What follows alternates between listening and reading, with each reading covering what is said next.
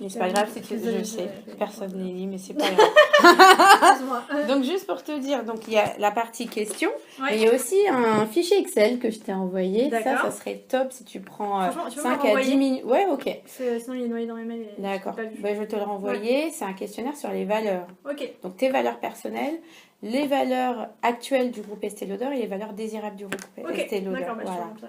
Comme ça viendra aussi. Je vais faire une analyse et ça viendra nourrir voilà, ma réflexion. Donc, déjà, je commence. Comment tu définirais, toi, l'expérience collaborateur au sein du groupe Estée Lauder France? Et est-ce que tu as des exemples à me donner? Déjà, l'expérience collaborateur, est-ce que c'est clair pour toi ce qu'il y a derrière? Ok, bah, je te le dis. Ouais. Je te dis. L'expérience collaborateur, c'est l'ensemble des interactions et expériences vécues par un collaborateur, donc en l'occurrence toi, hein, au sein de l'entreprise, dans les moments clés de son parcours, son quotidien professionnel, depuis le moment où il a été recruté jusqu'à son départ de l'entreprise. C'est la somme des ressentis du salarié vis-à-vis de sa situation de travail, dans le travail et au travail. Voilà. Ok. Est-ce que, voilà, pour toi, quel est... comment tu définis l'expérience collaborateur mes premiers pas, par exemple, si on parle de l'arrivée, enfin, hyper bien. Tu vois, par exemple, c'est des trucs bêtes, hein, mais quand t'arrives, genre t'as déjà ton ordi, tu fais ta place. Non, mais franchement, je fais plus en boîte et c'est pas tout le temps comme ça. Quand t'arrives, on te fait un petit déjeuner pour te présenter. Enfin, c'est des petites choses, mais j'avoue que je trouve que voilà, c'est hyper bien. Et tu vois, moi, je sais que dans mon équipe, je fais attention de le refaire. Alors que tu vois, avant, je le faisais pas forcément. D'accord. Mais tu vois, maintenant, ça m'a donné l'habitude de le faire et voilà, de faire en sorte que la personne soit la mieux accueillie possible. D'accord. Donc c'est pas toujours parfait, hein, parfois l'ordinateur est quand même pas là. Voilà, mais l'idée c'est d'y arriver quoi. Donc honnêtement, les premiers pas, enfin, moi j'ai trouvé ça enfin, voilà, hyper agréable et tu te sens bienvenue. Et voilà, enfin, en termes d'intégration, moi j'ai trouvé ça bien. D'accord. Ouais, j'ai trouvé ça bien. Après, sur le suivi, je pense que des fois il faudra un peu plus de com. Quel type de com? Bah, tu vois, par exemple, quand tu apprends qu'il y a des nouveaux postes, tu vois, par les annonces, alors c'est quand même des réorganisations, enfin, même si t'es pas touché directement, parfois c'est toujours un peu bizarre, enfin, du coup, tu sais pas trop si les gens qui sont impactés ils le savent ou pas, donc tu sais pas trop si t'en parles ou pas, enfin. Ok. Donc, ouais, je pense que des fois, au niveau de la communication, il y a peut-être pas assez d'infos descendantes, quoi. D'accord, ok. Mais, voilà. Et au sein de ton équipe digitale, comment tu qualifierais ton expérience à toi? Moi, en temps, je te dis, moi j'ai été hyper bien accueillie, tout ça après. Et au quotidien, après la phase recrutement, là, dans tes activités au jour le jour si je prends par exemple les relations avec les RH, services RH, moi honnêtement, pareil, dans mes différentes expériences, pour moi, c'est là où j'ai le meilleur rapport avec les services RH. D'accord. Ouais. Où du coup je trouve que c'est un service RH de proximité, enfin je dis pas ça juste pour lancer des fleurs et pour être sympa, mais non mais c'est vrai, enfin voilà, en tout cas moi je sais que à chaque fois que j'ai eu des problématiques par exemple de manager à gérer, j'ai toujours eu une porte ouverte pour me donner un conseil, pour me confirmer telle ou telle chose. D'accord, ok. Donc voilà, d'ailleurs je suis hyper triste que cette année soit partie. Ouais, c'est clair, on est tous un peu tristes. Mais voilà, donc moi hyper bonne relation avec les RH. Enfin, là-dessus, Et tes interactions avec les autres équipes? moi j'ai la chance et la difficulté d'avoir un poste qui est hyper transverse. Donc en fait je pense que je connais à peu près tout le monde sur toutes les marques. Enfin sauf les gens qui font vraiment du B2B, mais... Donc oui, donc moi j'ai beaucoup d'interactions avec tout le monde. Et quel est ton ressenti? Est-ce que moi franchement j'ai toujours eu des bonnes relations. Enfin honnêtement je pense que j'ai jamais eu de problème relationnel. Enfin, tu vois. Donc voilà, c'est déjà bien. Ouais, c'est clair. C'est toujours bien passé. Puis des fois où il y a des frictions, parce qu'il y en a toujours, faut pas non plus. Non mais c'est normal, tu vois. En même temps quand tu parles aussi à 20 personnes par jour. Voilà, ça s'est toujours réglé assez facilement, donc j'ai pas jamais vraiment eu de problème là-dessus. Ok. Et si j'avance sur la marque employeur en elle-même, alors la marque employeur, c'est quoi? Ça donne une identité, une image, un caractère distinctif à l'organisation en tant qu'employeur, afin d'attirer ses futurs employés, de les motiver, impliquer et retenir ses salariés actuels. Donc en te basant sur ça, quelles sont selon toi les caractéristiques de la marque employeur du groupe Estée Lauder France? Et qu'est-ce que le groupe veut promouvoir, d'après toi? Vaste question. Je pense que ce que la marque met la marque employeur, ce qui est à mettre en avant, et ce que la marque essaie de... Enfin, l'entreprise essaie de mettre en avant en France, parce que je parle du coup oui, vraiment en France. En France, bah, déjà, c'est un peu le fait de bosser pour une boîte américaine, je pense que ça a quand même... Enfin, c'est un peu dans les deux sens. Hein. Il peut y avoir des détracteurs et des gens dans le censeur, mais dans les bons côtés, je pense que c'est un peu le mode... Enfin, en gros, tu peux le faire, si tu veux, tu peux le faire, etc. etc. D'accord. Ça, je pense que ça va mettre en avant. Après, bah, effectivement, on bosse quand même dans une boîte qui est cotée en bourse, hein, donc honnêtement, ça se ressent quand même beaucoup dans les activités. Comment ça se ressent Par exemple, nous, on fait beaucoup de pilotage à court terme. Hein. D'accord. Alors que ça, tu vois, par exemple, moi, j'avais jamais fait ça comme ça. Donc, ça, du coup, mais ça, tu le sais, tu le sais pas avant de venir, je pense. Enfin, moi, pour ma part, j'avais pas du tout anticipé ça. Donc, ça, le fait d'être dans une boîte cotée en bourse, ça change, je pense, quand même pas mal de choses en termes de pilotage. D'accord. Après, il y a la multitude des marques, je pense effectivement, qui est pas bien mise en avant. Parce que, enfin, moi, je te dis, je te dis, je travaille pour le groupe Estée Lauder. Tout le monde pense que je travaille que pour la marque Estée Lauder. Les gens savent pas du tout que Clinique, MAC, alors c'est des marques très connues aussi, font partie du groupe. Donc ça, je pense que ça permettrait de faire, enfin, de communiquer l'étendue des possibilités qu'il y a dans le groupe, que les gens voient pas forcément en fait. Tout à fait. Ouais, donc ça, il y a ça. Le truc, je te dis boîte américaine, multitude de marques. Du coup, aussi les opportunités à l'étranger. Enfin, je pense que ça, il y a quand même beaucoup de jeunes notamment qui sont assez attirés par ça. Ouais. Et ça, du coup, je pense que c'est un truc. Enfin, moi, je sais quand je fais passer d'entretien, par exemple, tu vois, je dis tout le temps. Bah, il y a le siège Europe, il est à côté à Paris et il y a des mouvements, tu vois. Et ça, je sais que en général, ça plaît. Enfin, en plus, je mens pas, c'est vrai, mais du coup, je pense que c'est un atout qu'on a, tu vois. D'accord. Et pour toi, quelle est la place qu'occupent les collaborateurs aujourd'hui ici? Qu'est-ce que t'entends par dans le groupe? Je fais référence par exemple à la symétrie des attentions. Le client est au cœur de la stratégie d'Estée Lauder et dans plein de sociétés. Donc c'est une organisation consumer-centric. Et cette attention-là qui est portée au client avec, développer des outils géniaux pour l'aider à naviguer, lui donner des cadeaux par-ci par-là, machin. Est-ce que cette attention-là, tu trouves que elle est similaire à l'attention portée aux collaborateurs en interne? C'est ça ma question. Alors déjà, je pense qu'on n'est pas complètement consumer-centrique. D'accord. Non, mais c'est la volonté, tu vois. Mais je pense qu'on n'y est pas encore. Enfin, complètement. D'accord. Voilà. Il y a des grosses avancées, mais ça vient, quoi. Enfin, je sens que ça va le faire, mais aujourd'hui, voilà. Ok. Et après, est-ce que, du coup, nous, on se sent au cœur... Comment tu le sens, toi? Bah, c'est ce que je te dis. Je pense que des fois, il y a un petit peu des communications... qui sont pas faites et qui peuvent du coup peut-être blesser certaines personnes. Enfin, non mais je ne pas forcément pour moi, mais en général. Voilà, on a entendu des histoires où les gens ils ont appris qu'il y avait des postes qui impactaient le leur, mais pas, tu vois, enfin des trucs comme ça, voilà quoi. Et ça s'est vérifié? Enfin, c'est vraiment fait comme ça ou c'était... Moi je l'ai pas vécu personnellement, donc voilà, mais en tout cas c'est ce que certaines personnes peuvent ressentir, parce que j'ai déjà entendu des personnes le ressentir. Après, est-ce que c'était vrai ou pas, tu vois, je parle d'un ressenti, mais donc voilà. Donc il y a ça, mais moi je te dis, enfin je pense qu'en local, ce qui est hyper important, c'est aussi la relation avec les... Enfin moi en tout cas, pour moi c'est avec le service des ressources humaines, que moi je trouve très bien. D'accord. Et après, bon c'est vrai que ça je sais pas trop, mais parce que par exemple moi je côtoie quand même Jean-Christophe, même si je le vois pas tous les 4 matins non plus, mais du coup moi je me sens entre guillemets valorisée, parce que voilà, mon DG il connaît mon nom et tout ce que je fais. Non mais... C'est bête, hein, mais c'est clair. Tu vois. Donc voilà, après je sais pas si... Tu tutoies? Oui. Mais ça aussi c'est pas partout. C'est parce que c'est américain. Hein. Oui, on tutoie, machin. Après je sais pas si tout le monde ressent la même chose, tu vois. D'accord, ok. Je suis pas sûre qu'à tous les niveaux hiérarchiques, t'as l'impression que t'es un... J'en sais rien. Enfin, je sais pas si l'accessibilité, par exemple, de Jean-Christophe, elle est ressentie pareil pour tout le monde. Pour toi, quelle est... c'est un peu lié au rôle de Jean-Christophe, mais du coup, pour toi, quelle est la personne qui relaie le plus en interne et au quotidien la marque employeur, avec les valeurs, etc., et qui favorise une expérience collaborateur réussie? Bah moi, je dirais les RH, en fait. Ah oui, tu dirais les RH, d'accord. Ouais. Comment, parce que pour moi, Jean-Christophe, il donne l'impulsion, tu vois, mais après, entre l'idée et la réalisation, pour moi, ça passe aussi par les RH. Et comment Bah, tu vois, par exemple, vous fassiez l'espèce de concours pour les stagiaires. Ah oui, mais le challenge. Le challenge. Non, mais c'est des trucs, je pense, toutes les boîtes le font pas.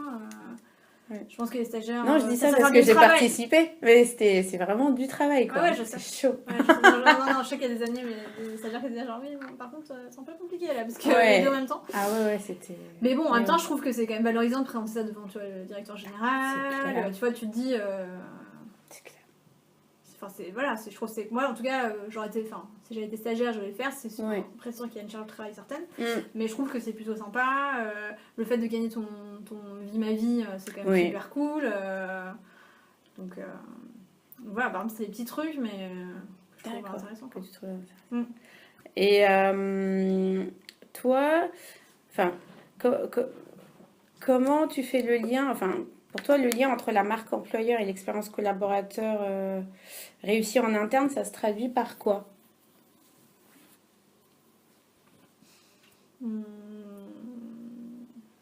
Tu vois, le fait que, voilà, au niveau des valeurs, il y a un certain nombre de valeurs qui sont véhiculées par le groupe. Ah oui, d'ailleurs, pour toi, c'est clair, les valeurs du groupe? Ou bien qu'est-ce que... Voilà, qu'est-ce que... Après, c'est la valeur que ça ressent. Après, oui, non, mais c'est très bien. Bah, t'as le fait de prendre, entre guillemets, soin des gens qui travaillent avec toi. Le caring, le dernier truc de doser, tout ça. Ah oui, ok, je connais. Ouais, c'est bien martelé. Non, mais... Honnêtement, je les ressens. Tu les ressens ? Après, il y a quand même un peu des limites, on va pas se mentir. Enfin, tu vois. Lesquelles limites, c'est ça par exemple, le fait d'oser. Oui. Oui, enfin, on peut oser, mais enfin, il y a quand même certaines limites, quoi. Ah, d'accord, ok. Enfin, on va pas se mentir, on est quand même une grosse machine internationale. Faut vachement filouter. Enfin, non, mais faut... Voilà, c'est... En vrai, t'as des gens qui pètent un câble à New York parce que t'as pas fait valider un truc, hein. Enfin, tu vois. Ah oui. Donc voilà, après, on va dire, à notre échelle, je pense qu'il y a pas mal de choses qui sont vraies. D'accord. Et je pense que le management globalement pousse à ça, et ça c'est bien.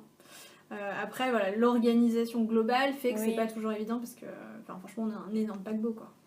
Donc c'est avec, tu parles notamment des validations, je suppose, de l'Europe. Oui, je parle par exemple ça, ou le fait que t'aies pas la main sur certains outils, et ça, mais tu vois, c'est décorrélé, je pense, de la politique qui est faite en local. Tu vois, pour moi, c'est justement ça qui est un peu, je pense, compliqué à gérer. D'accord. Tu vois. Donc quand même en local, t'as... moi, en local, c'est encouragé, tu vois, ce genre de choses. Tu vois, après, le caring, moi, par contre, je le sens. Vraiment. Comment tu le sens, du coup, le caring ça revient beaucoup. Non, mais par exemple, tu vois, ce que je disais, le fait d'être bien accueilli. Ah oui. Non, mais c'est des petits trucs. Hein. Ou bien, t'as un problème. Enfin, tu vois, par exemple, moi, j'ai jamais entendu des gens qui me disent... ils ont vécu des... je dis pas que toutes les situations sont parfaites et tout, mais... J'ai quand même rarement entendu des trucs où ça se passait mal, tu vois, où il y avait des grosses frictions avec, je sais pas, tu vois. C'était quand même assez rare, en tout cas pour ma part, je crois pas en avoir en mémoire. Alors que, voilà, j'ai plein d'autres boîtes, c'était genre un peu monnaie courante, quoi. Ah oui, d'accord, ok. Donc tu sens quand même qu'il y a la volonté de faire en sorte que ça se passe bien, qu'on fasse attention à toi, que si ça va pas, tu peux aller en parler. D'accord. Ok, ça c'est super positif. Ouais. Et pour toi, comment on pourrait rendre la marque employeur d'Estée Lauder un peu plus impactante ?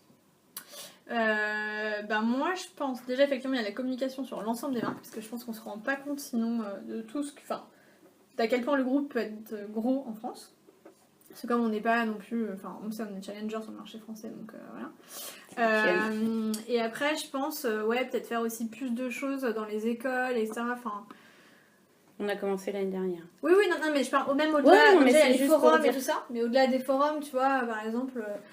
après, j'ai ça, je le fais pas, hein. Mais tu vois, par exemple, je vois des gens dans ma promo, genre, ils ont été faire des trucs dans la promo du Master 2,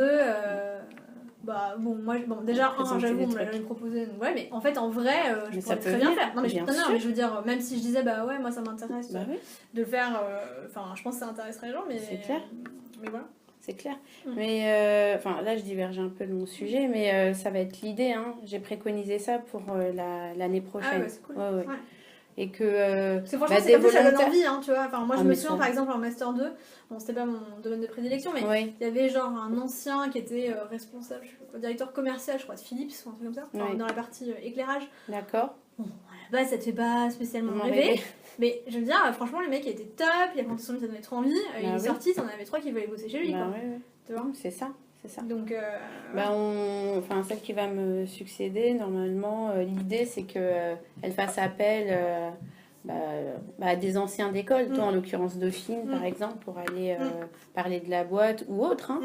ou autre ou aller type montrer, d'information. Après, ça passe ou aussi aller par montrer montrer ton ce que tu fais, métier. ton métier. Ouais, exactement. Exactement, donc ça va venir. Enfin, normalement, c'est c'est prévu. Pour toi, parce que toi, tu es manager du coup, qu'est-ce que tu fais de spécifique pour faire en sorte que tes collaborateurs, collaboratrices aient une expérience collaborateur réussie? Alors, au sein de mon équipe, déjà, moi, ce que j'essaye de faire, bon, après, j'essaye, je dis pas que c'est parfait, mais déjà, moi, je suis hyper à l'écoute de leur remontée. D'accord. Donc, tu vois, par exemple, quand on fait les PDP, et ben, c'est un truc où vraiment, voilà, je leur demande, enfin, on essaye d'être, je pense qu'on est relativement franche entre nous. Donc, voilà, il y a des trucs qui m'ont déjà remonté, ou ça leur allait pas, et puis quand on a 2-3 qui te sortent la même chose, bah, tu te dis, bon, bah, ouais, enfin, il y a peut-être un problème. Moi, je le voyais peut-être pas comme ça, mais s'ils sont plusieurs à me le dire, c'est pas... voilà. Donc, tu vois, par exemple, je sais que l'année dernière, il m'avait dit qu'on n'avait pas assez de... Enfin, qu'il trouvait qu'on n'avait pas assez de dynamique d'équipe. C'est comme ils bossent chacun sur des marques. Oui. Tu vois, en fait, ils travaillent pas vraiment ensemble, en fait. D'accord.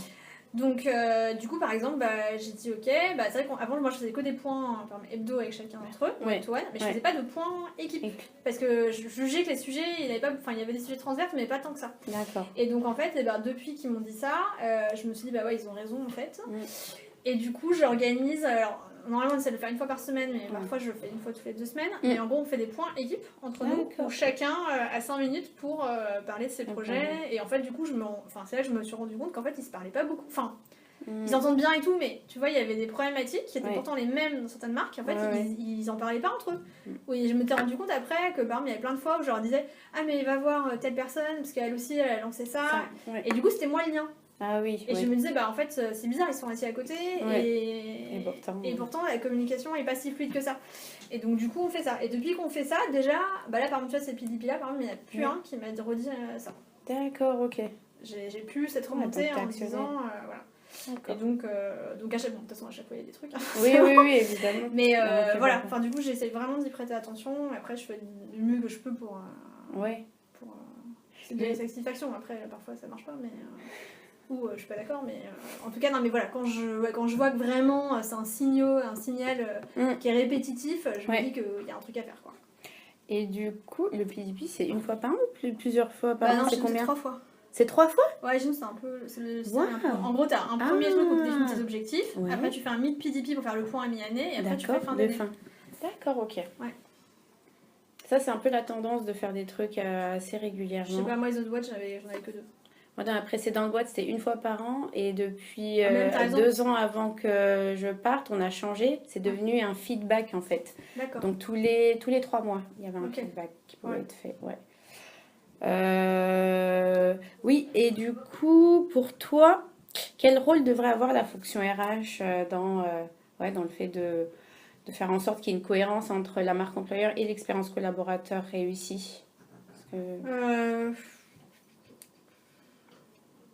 Tu veux dire en interne? Ouais, en interne. Et pourquoi pas en externe aussi, hein? Ouais.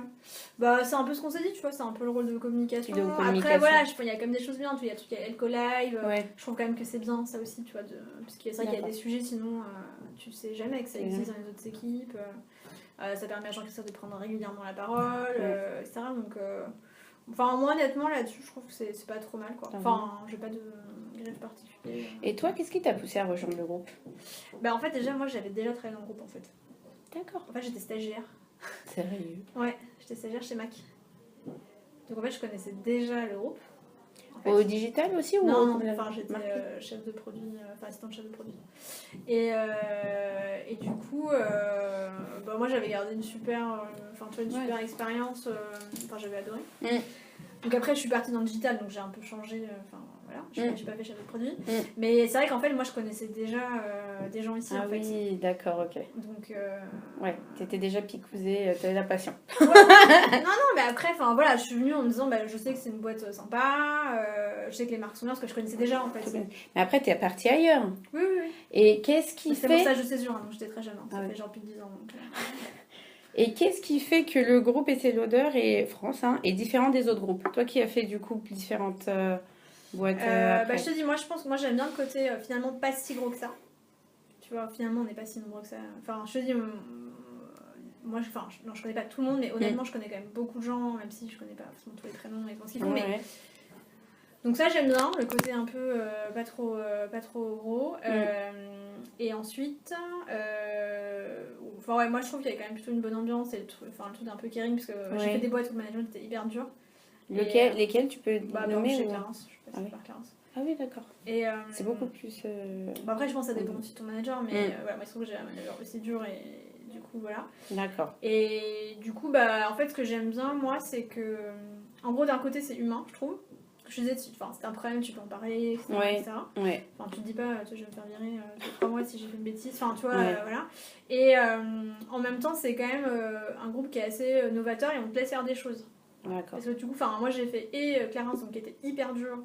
Et c'était vraiment en mode tout en baston, fallait y aller énergie. Enfin, du coup, moi j'ai grandi avec ça, professionnellement.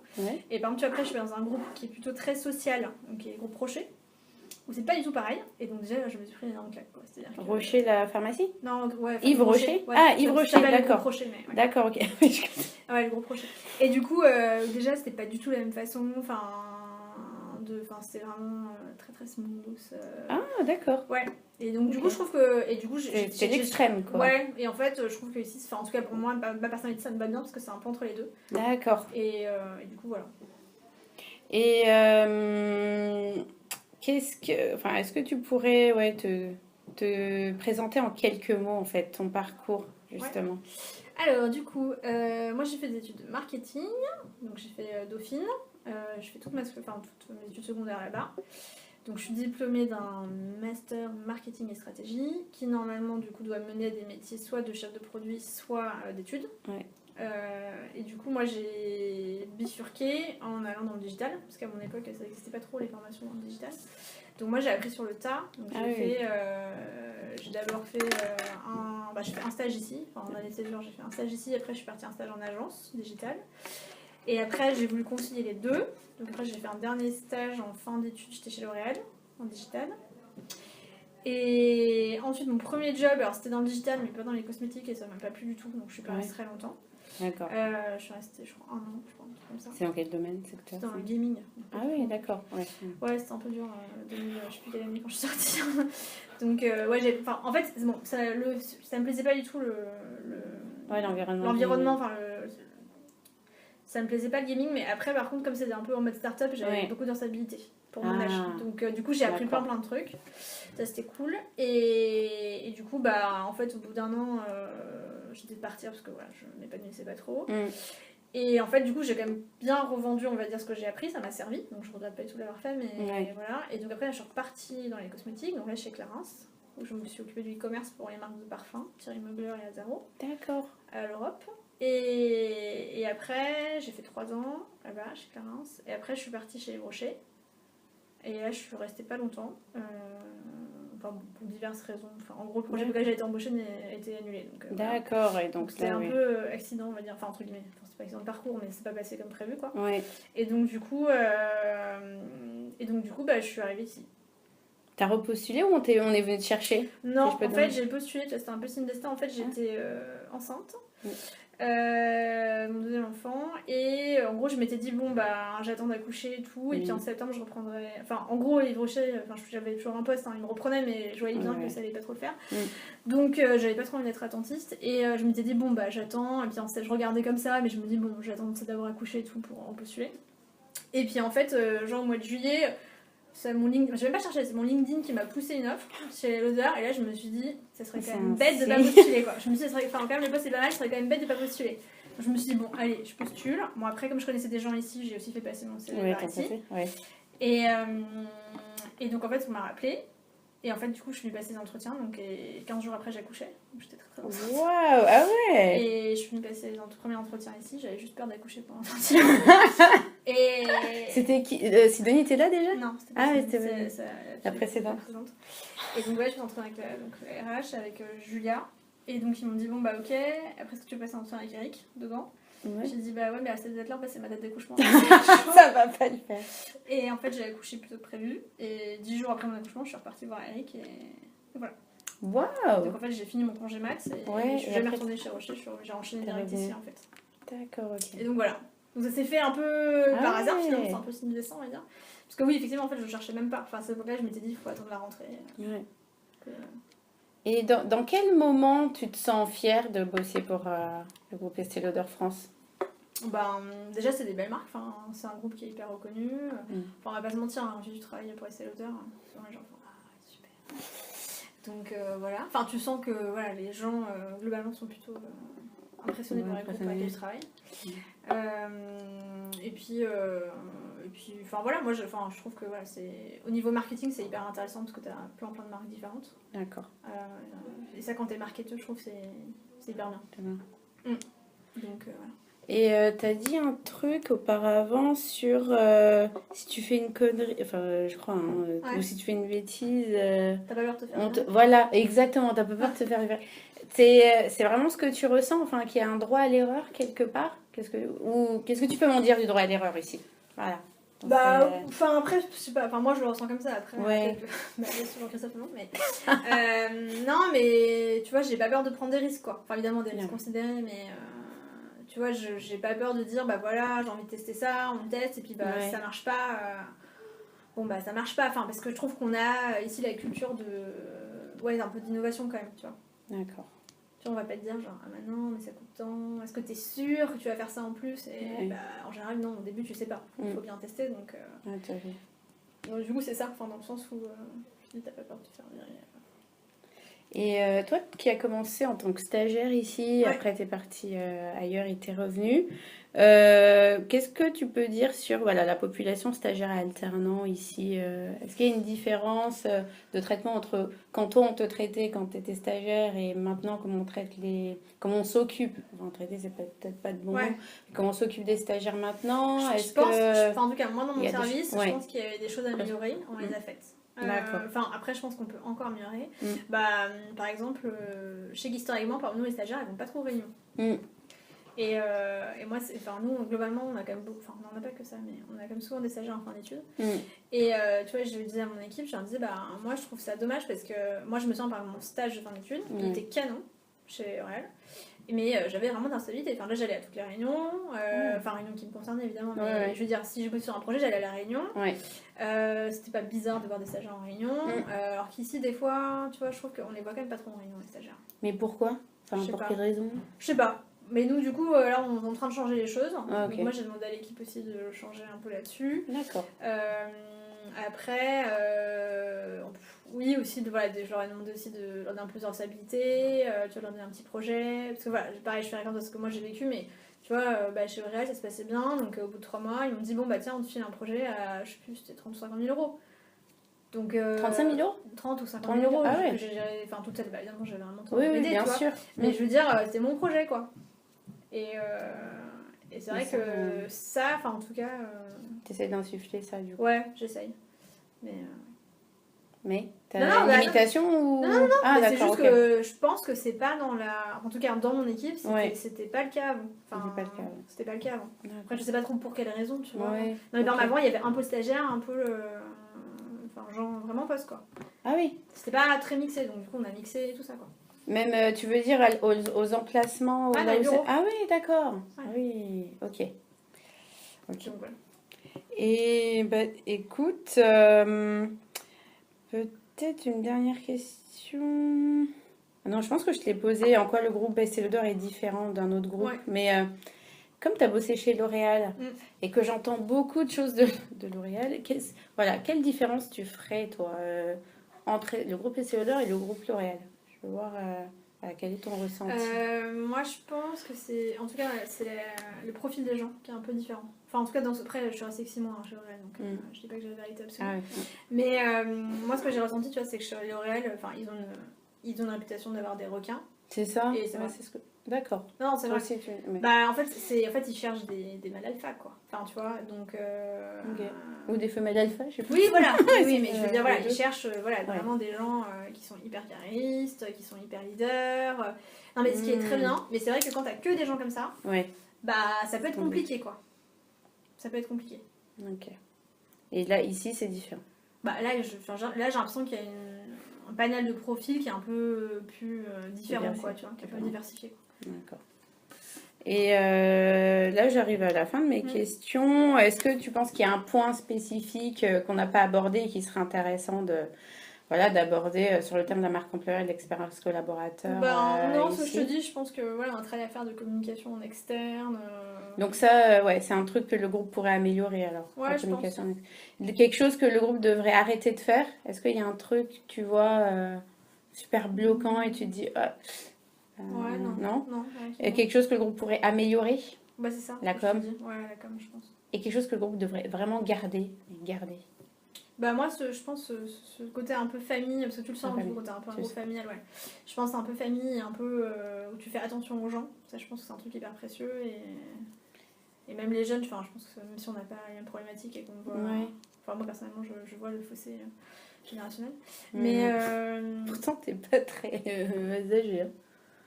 T'es pas âgée. J'ai ton âge, en fait. Ah, d'accord. Donc... t'as 83 aussi? Enfin, 84. 84, voilà. Donc oui, mais bon, globalement, j'ai quasiment sans différence avec les jeunes, là. Ouais. Et bah, je le vois, hein. Enfin, clairement, en disant, on n'a pas forcément les mêmes attentes. En tout cas, moi, je sais qu'à leur âge, j'avais pas forcément les mêmes attentes.